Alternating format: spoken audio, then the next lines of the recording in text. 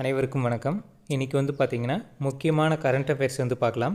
So first, தங்க கடன் வழங்கக்கூடிய ஏடிஎம் அறிமுகம் செய்துள்ள மாநிலம் எது அப்படின்னு கேட்டிருக்கிறாங்க. ஸோ நாட்டிலேயே முதல் முறையாக தங்க கடன் வழங்கும் ஏடிஎம் அறிமுகம் செய்துள்ள மாநிலம் தெலுங்கானா மாநிலம் தான்.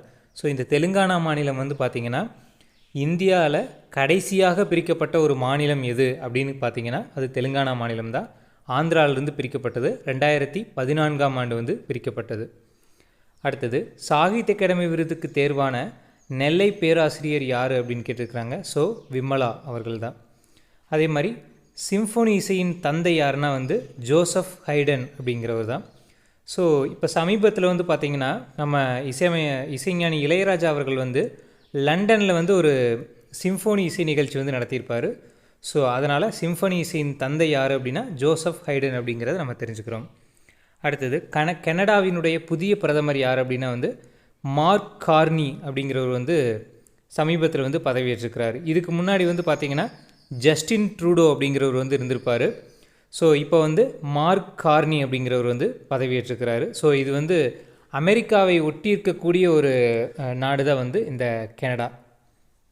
அடுத்தது, மார்ச் 14 என்ன அப்படின்னா வந்து உலக பை தினம் அப்படின்னு சொல்லுவாங்க. ஸோ நம்ம வந்து இப்போ மென்சுரேஷனில் ஃபார்முலாலையெல்லாம் வந்து பார்த்திங்கன்னா பையோட வேல்யூ வந்து 3.14 அப்படின்னு சொல்லி பார்த்துருப்போம். ஸோ அந்த 3.14க்கான வேல்யூவே இது தான். 3ங்கிறது அந்த மார்ச் வந்து 3வது மாதம், 0.14 அப்படிங்கிறது மார்ச் 14. ஸோ இதை வந்து உலக பை தினம் அப்படின்னு சொல்லி கொண்டாடுறாங்க. அடுத்தது, மார்ச் 22 அன்னைக்கு, அதாவது மார்ச் 22 என்னென்னா உலக தண்ணீர் தினம். ஸோ இந்த நாளில் வந்து பார்த்திங்கன்னா நம்ம தமிழ்நாட்டில் கிராம சபை கூட்டம் வந்து நடத்துகிறாங்க. மார்ச் 22 நம்ம தமிழ்நாட்டில் கிராம சபை கூட்டங்கள் வந்து பார்த்திங்கன்னா தமிழ்நாட்டில் மொத்தம் 6 நாட்கள் வந்து நடத்தப்படுது. என்னன்னைக்கு அப்படின்னா ஜனவரி 26, ஆகஸ்ட் 15, மே 1, அக்டோபர் 2, மார்ச் 22, நவம்பர் 1. இந்த 6 நாட்கள் வந்து கிராம சபை கூட்டங்கள் வந்து தமிழ்நாட்டில் வந்து நடத்தப்படுது. அடுத்தது, இந்த ஆண்டு அதாவது 2025 மார்ச் 22க்கான அந்த உலக தண்ணீர் தினம் இருக்கு இல்லையா? ஸோ அதற்கான கருப்பொருள் என்ன, தீம் என்ன அப்படி சொல்லியிருக்காங்கன்னா பனிப்பாறை பாதுகாப்பு அப்படிங்கிறதான் சொல்லியிருக்கிறாங்க. அடுத்தது, இந்தியா மொரிஷியஸ் இடையிலான கையெழுத்தான ஒப்பந்தங்கள் எத்தனை அப்படின்னு கேட்டிருக்கிறாங்க. 8. ஸோ சமீபத்தில் வந்து பார்த்திங்கன்னா நம்ம பிரதமர் மோடி அவர்கள் வந்து மொரிஷியஸ் நாட்டுக்கு போயிருப்பார். ஸோ அந்த நாட்டினுடைய உயரிய விருது கூட அவருக்கு கொடுத்துருப்பாங்க. ஸோ அதில் 8 ஒப்பந்தங்கள் வந்து இரு நாட்டுகளுக்கு இடையில் வந்து கையெழுத்தாயிருக்குது. இந்தியாவில் இதுவரை தொகுதி மறுசீரமைப்பு, மக்கள் தொகை கணக்கெடுப்பு, ஸோ தொகுதி மறுவரை அப்படிங்கிறது நம்ம இந்தியாவில் எத்தனை முறை பண்ணியிருக்கிறாங்க அப்படின்னா இது வரைக்கும் வந்து 3 முறை வந்து பண்ணியிருக்கிறாங்க, 4 முறை பண்ணியிருக்கிறாங்க. 1951, 61, 71, 2001 அடிப்படையில் பண்ணியிருப்பாங்க. ஆனால் வந்து நம்ம தற்போது வந்து பார்த்திங்கன்னா இருக்கக்கூடிய இந்த லோக்சபா சீட்டு, ராஜ்யசபா சீட்டு எல்லாமே வந்து 1971 மக்கள் தொகை கணக்கெடுப்பின்படி தான் வந்து இன்னுமே வந்து நம்ம பயன்படுத்திட்டு வர்றோம். ஸோ அதைத்தான் வந்து டீலிமிட்டேஷன் வந்து பண்ணணும் அப்படின்னு சொல்லி இப்போ சமீபத்தில் வந்து பார்த்திங்கன்னா பாஜக அரசு வந்து முயற்சி எடுக்கிறதாக சொல்லிகிட்ருக்கிறாங்க. அடுத்தது, தொகுதி மறுசீரமைப்பின் அரசியல் சாசன பிரிவுகள் எது அப்படின்னு கேட்டிருக்கிறாங்க. தொகுதி மறுசீரமைப்பு பற்றிய அரசியல் சாசன பிரிவு அரசியலமைப்பு சட்டத்தில் எந்தெந்த ஆர்டிக்கலில் சொல்லியிருக்கிறாங்க அப்படின்னா ஆர்டிக்கல் 81, 82, 170, 329, 330, 332. ஸோ இதெல்லாமே வந்து தொகுதி மறுசீரமைப்பு சம்பந்தமான ஒரு சட்டப்பிரிவுகள். இதில் ஆர்டிக்கல் 82 என்ன சொல்லுதுன்னா ஒவ்வொரு மக்கள் தொகை கணக்கெடுப்பிற்கு பிறகும் தொகுதி மறுவரை வந்து செய்யப்பட வேண்டும் அப்படின்னு சொல்லியிருப்பாங்க. அடுத்து, 2025-26ஆம் ஆண்டிற்கான தமிழக அரசின் நிதிநிலை அறிக்கையின் புதிய லட்சணை என்ன அப்படின்னு கேட்டிருக்கிறாங்க. ஸோ சமீபத்தில் மார்ச் 15ஆம் தேதி வந்து பார்த்திங்கன்னா நம்ம தமிழ்நாடு பட்ஜெட் வந்து தாக்கல் செய்யப்பட்டது.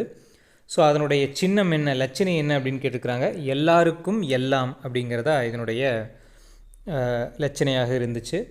இந்திய ரூபாய்க்கான இந்த சின்னம் இருக்கு இல்லையா, இந்த சின்னத்தை வந்து வடிவமைத்தவர் யாருன்னா வந்து உதயகுமார் அப்படிங்கிறவர் தான், நம்ம தமிழ்நாட்டை சேர்ந்தவர். இவர் வந்து திமுகவினுடைய முன்னாள் எம்எல்ஏ ஒருத்தர் இருப்பார், அவருடைய பையன்தான் வந்து உதயகுமார் அப்படிங்கிறவர், தமிழ்நாட்டை சேர்ந்தவர். இவர் தான் வந்து இந்த சிம்பலை வந்து வடிவமைச்சிருப்பார். ஸோ இப்போ ஏன் இதை பார்க்குறோம் அப்படின்னா நம்ம தமிழ்நாடு பட்ஜெட் வந்து பார்த்திங்கன்னா அதற்கான அந்த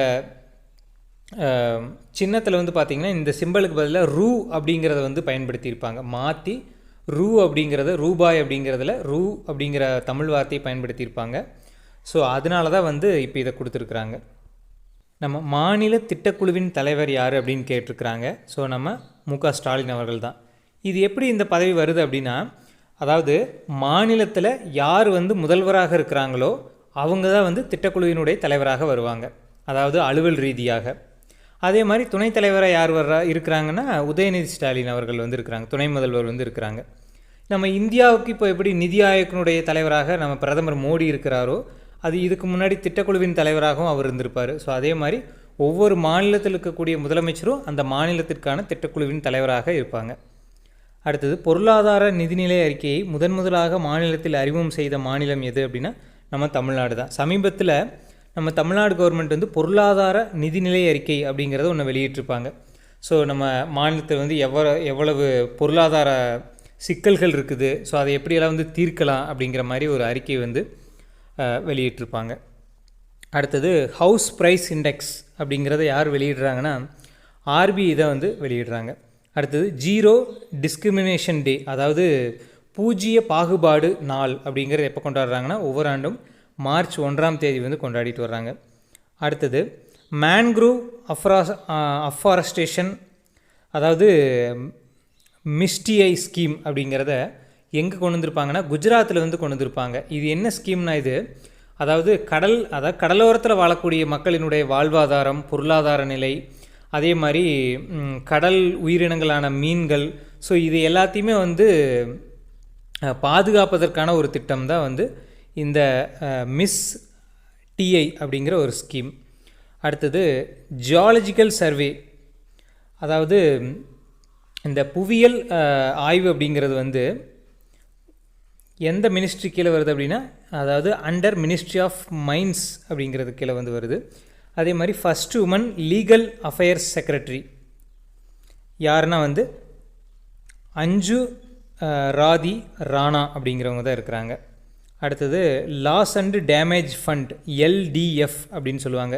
இது எப்போ அறிமுகப்படுத்தப்பட்டது அப்படின்னா, அதாவது COP27 மாநாடு அப்படிங்கிறது 2022 நடந்திருக்கும். பருவநிலை மாற்ற மாநாடு 2022.